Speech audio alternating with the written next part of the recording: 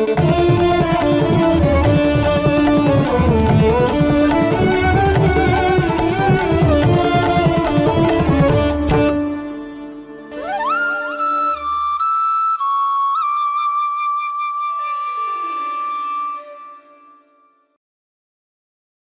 friends, welcome to Civilspedia. In this edition, we are going to see the current affairs related to 12th May of 2018.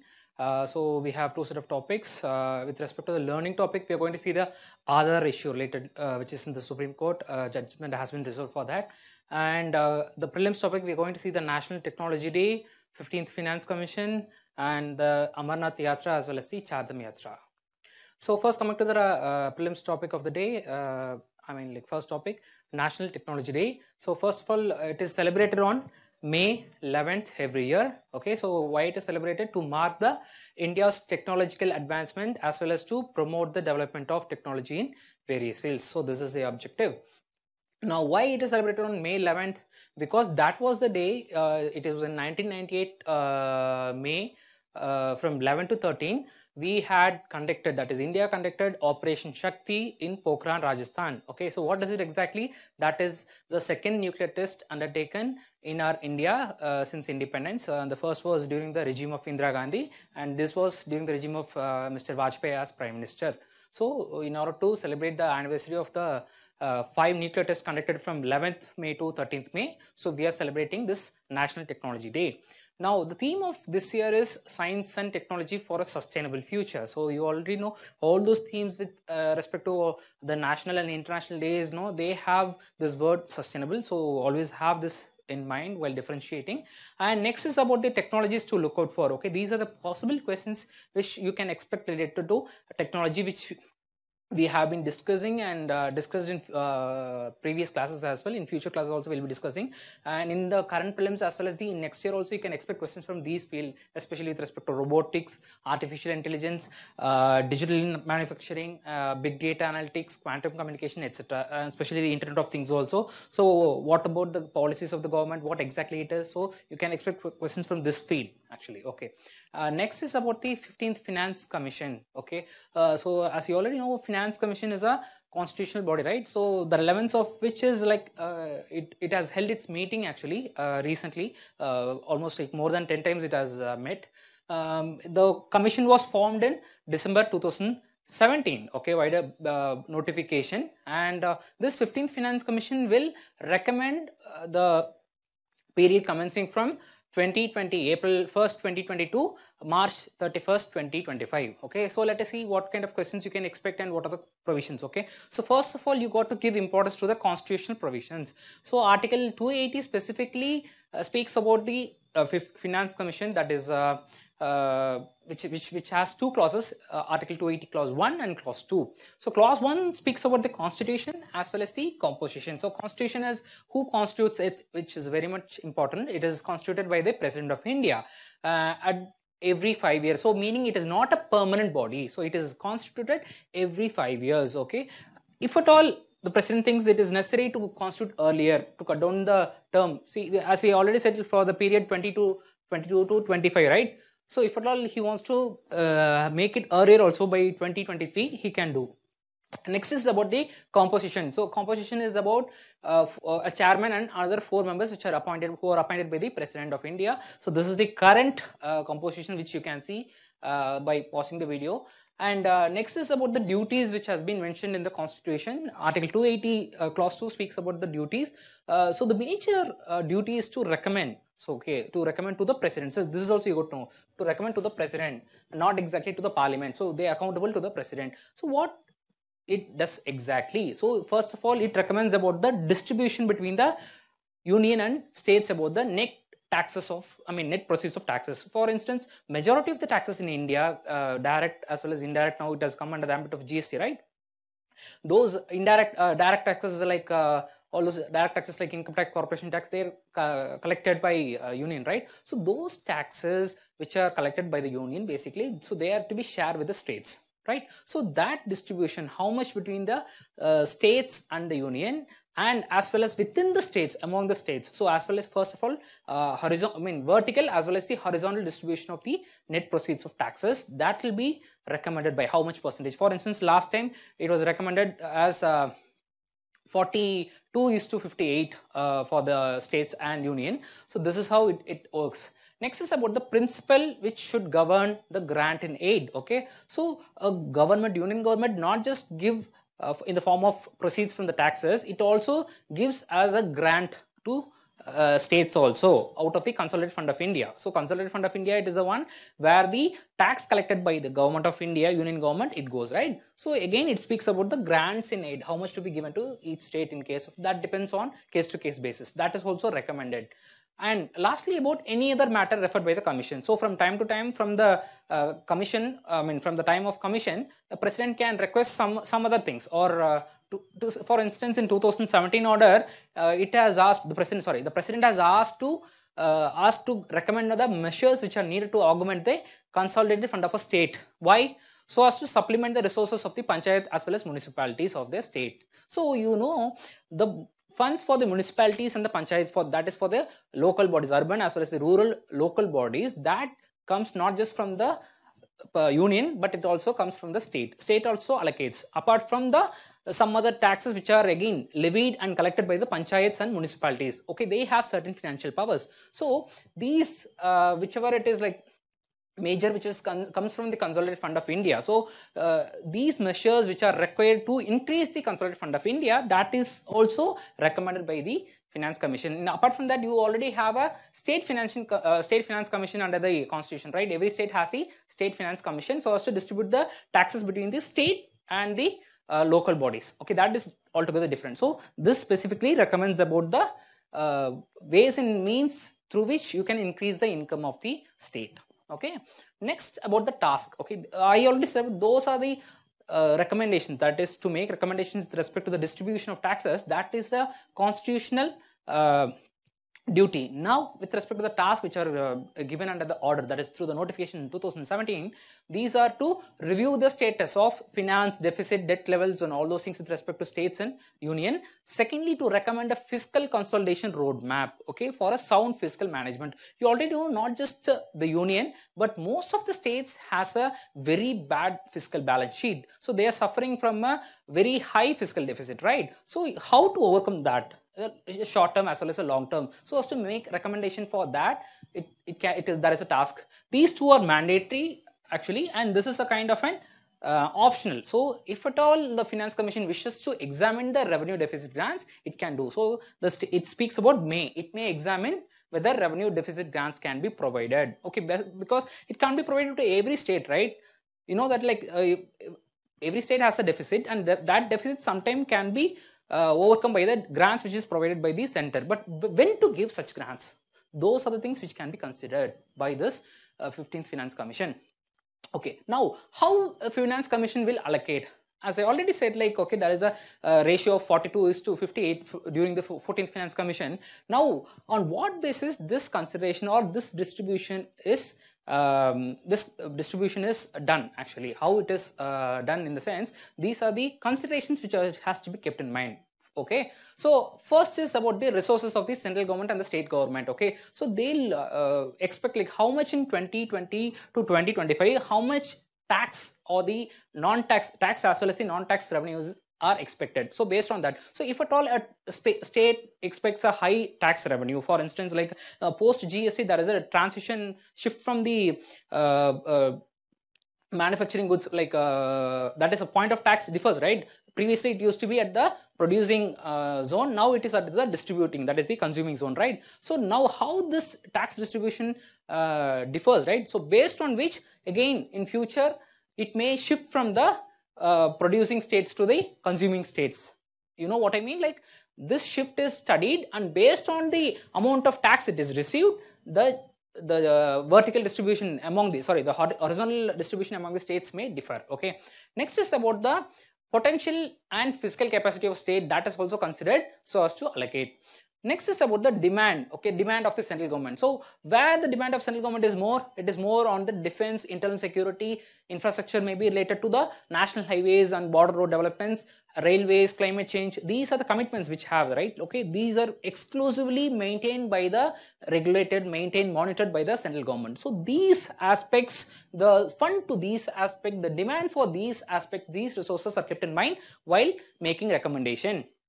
Now, next coming to the states, the same with respect to the states also. Like state is something about asset maintenance and regional development. So those are the things which have been kept in mind with respect to public utilities in the state also. So on the basis of which it is allocated to the center, like the recommendation is made to the state as well.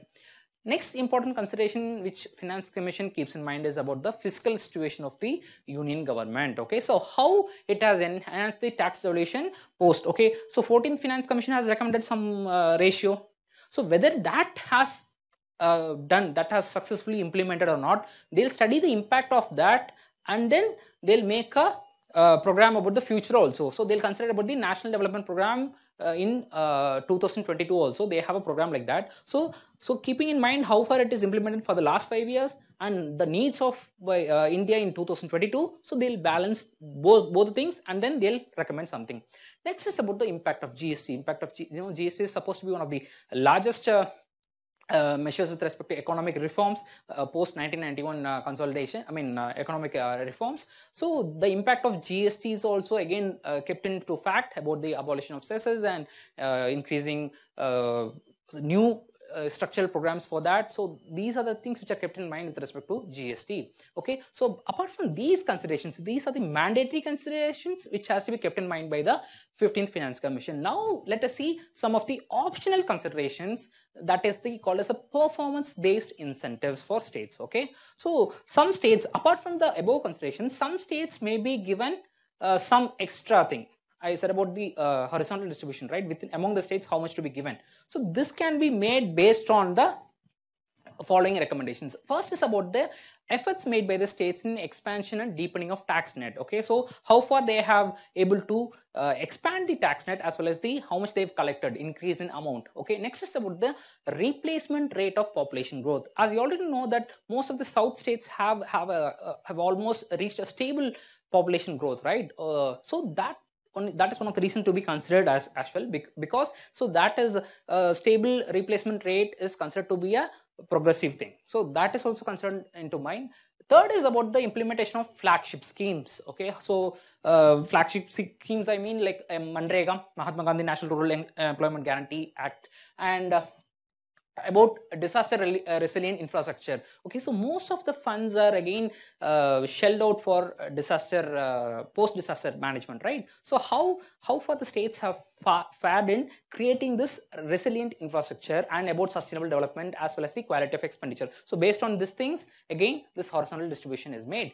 Next is about the increasing capital expenditure. So how far capital expenditure is good, right? Compared to revenue expenditure, that is a day-to-day thing, capital expenditure is normally good. Okay, right? So how far the progress has been made to increase the capital expenditure ratio. Next is about the increasing tax as well as the non-tax revenues, and also how far the state has done to promote savings as such by adoption of direct benefit transfers. So for instance, most of the states, not every state has adopted direct benefit transfer for everything. For instance, some of the states have started for PDS. PDS is something with respect which is in the which is governed by the state, right? So not every state has gone for DBT, only few states has gone. Okay, so based on such things, how much they have prevented the leakage, how much they have successfully done DBT. So those are the factors again kept in mind, and also how much they have promoted digital economy.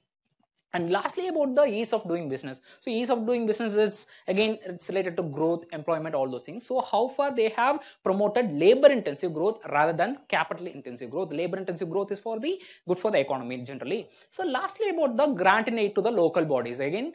So how far they have made grant in aid to local bodies, especially for services like HRD, like education, health, and all those things and all. So how far they have improved the delivery of services. So these are the things which are optionally kept in mind by the 15th Finance Commission. Okay, and again they should see also, they should, I shouldn't say they should, they also see about the populist measures which are controlled. Okay, when I speak about the populist measures, for instance, most of the states these days even the parties, they, whenever the election is conducted, in their manifesto they include waiving of loans and giving many freebies. Those are kind of considered as a populist measures, which has an impact in the fiscal economy, fiscal deficit, which is increases the fiscal deficit and all. So if a state has controlled that such populist measures, so that will be given more weightage. And lastly, about the sanitation, solid waste management, again a big problem, solid waste management. So how far they have converted the solid waste management into energy, or how far they have brought some behavioral change with respect to Swachh Bharat. You know that like behavioral change is the most important,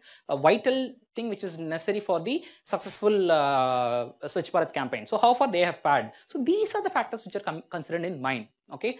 Lastly, about the conditions, these are the things which are mandatorily the 15th Finance Commission has to keep in mind. First is about the population data. The population data is based on the 2011 census, and second is about the findings. These findings are arrived and it should be available state-wise, okay, based on the receipts as well as expenditure. And lastly, the commission has to report, it has to submit the report by 30th October 2019, okay, and this starts, as I already said, this period starts from 1st April 2020 to 31st March 2025. So that is about the Finance Commission. Next, coming to the concept of Chardam, okay. So Chardam, recently Chardam was opened. Char means 4 lakes, okay. So there is a confusion between Chardam, Chota Chardam and all, okay. But as per the Government of India reports today, the Chardam denotes these 4 places from Yamunotri, Gangotri, Kedarnath and Badrinath, which are in Uttarakhand. So there is a previous Chardam also which is used by Shankaracharya, like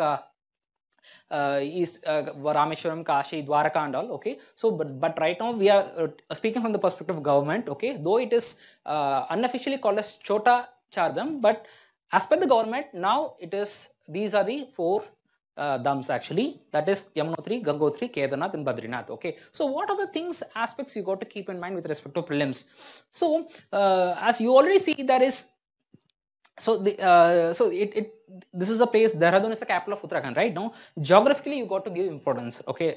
Starting from where Haridwar is, Rishikesh is, and Rudraprayag, Karnaprayag. For instance, what is a Prayag? Prayag is a confluence of 2 rivers, right? So you got to know where is, like from Gangotri comes Bhagirathi, and Kedarnath comes Mandakini, and from Badrinath comes Alaknanda. So once this Ganga gets its name by at the confluence of river Bhagirathi and Alaknanda, right? So when Alaknanda and Bhagirathi meets at Devaprayag, and Alaknanda and Mandakini meets at Rudraprayag, okay? So these are the things which you got to remember, all those Prayags, at which Prayag, what two rivers confluence, and from which place, which Chardam, which among the Chardam the river comes in. So these are the things which you got to remember geographically, because so many questions have been asked on this thing. Last year they asked about the Sun Temple, the previous year they asked about the Omkareshwar and all those, then they asked about Pushkar. So every year they used to ask some questions related to religious things and all, I mean religious places specifically. So you need to know the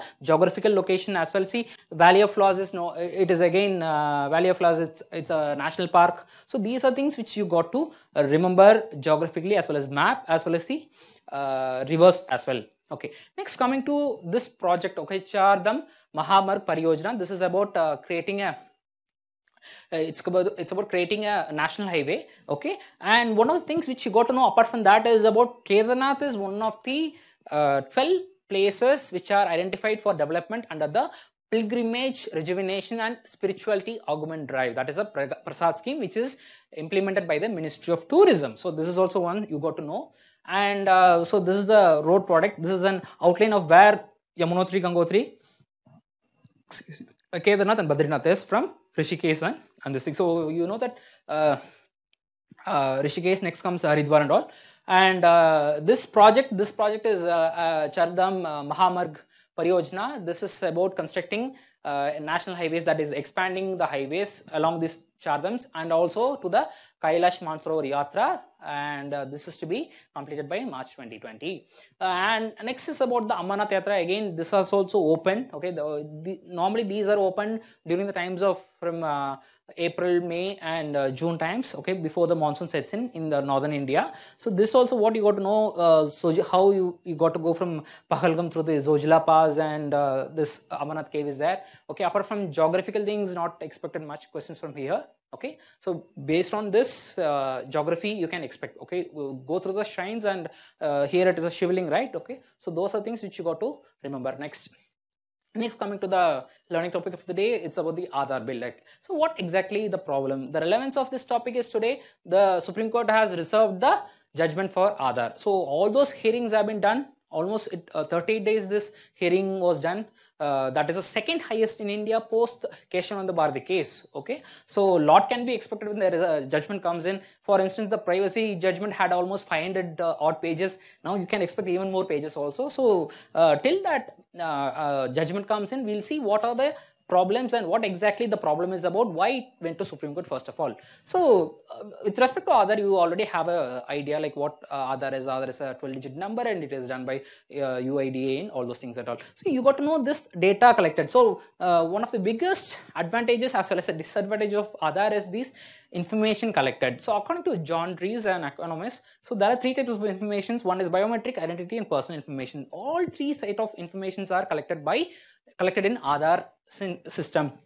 So first is about the biometric, about the iris, about the fingerprints and etc. Second is about the identity information, where you hail from, your address, all those things and all geographically. Third is about the personal information, where you travel and how much bank information and all. Okay, for instance, like Railways has a policy that if you want to Tatkal, it had a policy like if you want to book in Tatkal, you got to have a Aadhaar mandatory. For bank account, it is Aadhaar mandatory. For instance, like whenever you're traveling for booking a tickets in abroad, whatever it is. Okay, so these are the personal information, where you're traveling, what you're buying.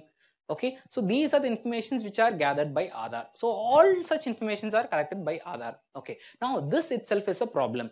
Now even though Aadhaar was made, like it had a problem, the problem was aggravated when this Aadhaar Act, this Aadhaar Targeted Delivery of Financial and Other Subsidies and Benefits Act of 2016 was passed. Okay, so when the bill was passed as a money bill, it had so many reservations. How could they pass this as a money bill? So that went to court, and also that was nullified because the power with respect to certification of a money bill, which was with the Speaker of Lok Sabha, right? So, but this basically. The problem, before the problem comes, this was acted. The basic purpose of this which this bill was acted is the benefits which had. So the first benefit is that reduction in this, the Aadhaar, if this bill is acted post the enactment, there will be reduction in leakages, there will be reduction in corruption, money laundering and terror funding, because you can able to keep a check on these things. Second is about the substitution of multiple government documents. Already you have PAN, ration card, all those passports, so many things, right, with respect to local things. Okay, even though for different purposes. Okay, so now that multiple government documents can be substituted with one single identity, even though the purpose may be different. I should not include passport, but apart from that, other things. Okay, so it will substitute a multiple government documents, one of the things. Second is about the other benefits. Like the problem is that one is this act has made social scheme benefits. I mean, like if a person has to receive a social scheme benefit, he or she has to mandatorily have Aadhaar. Second is about the privacy. What is the privacy issue related to this? Normally, UIDA should not share information about a personal individual except on two occasions. One is on the interest of international security. Second is by court order. A court can order to reveal the information. Only except these conditions, normally no one who has the Aadhaar database, especially the UIDA, should not disclose the information. Okay, so this was the problem. So what are the grounds now? So post the enactment of this act in 2016, people went to court, and again with the right to privacy judgment in Justice Puttasamy case. Like now what they have said, like okay, when right to privacy is made part and parcel of Article 21 of the Constitution, now the question has put in the court, that is the Supreme Court, that whether Aadhaar is a infringement to the right to privacy or not. Okay, so what are the major grounds on which it is challenged? So first is about the inevitable exclusion. Okay, so when a social security benefit is made mandatory only on the basis of Aadhaar, if someone has been left, so he won't get that benefit. So that will be really again a problem. Second is about the absence of choice. Okay, so you don't have a choice. People sometimes used to compare with that. Okay, when you go to abroad, you're giving, like when you go to bank, or so when you go to abroad, you are giving all your fingerprints and all. So that is not by choice, right? So a person, only if you're willing to go to a foreign country because of job or to wish to tour, only then he gives it voluntarily. But in this case, it is made not as a choice but by a mandatory. So this absence of choice, again, a problem. Third is about the centralized design, which is leading to a mass surveillance. Okay, so all the data is coming to one certain agency, that leads to a surveillance issue. Lastly, about the lack of safeguards to ensure protection. Okay, so even though we are speaking about, okay, this is good for the country, people at large, but unfortunately we don't have a proper data protection system. So unless and until this is made, like we even have a hacking of ATMs, we even have a problem of data mining. So many data mining companies coming. Recently we had Cambridge Analytica scandal. So when the data is not protected at a higher level, like even within the higher state of the society, even within the technology developed countries as in US, how can we ensure the privacy and data of a common man in India? So that is the question. These are the 4 generic questions which have been put before the court. Let us wait for the judgment and have a detailed explanation on that. Okay, so that's for the day, guys. Have a if you have any clarifications or doubt, please put in your comments. Thank you.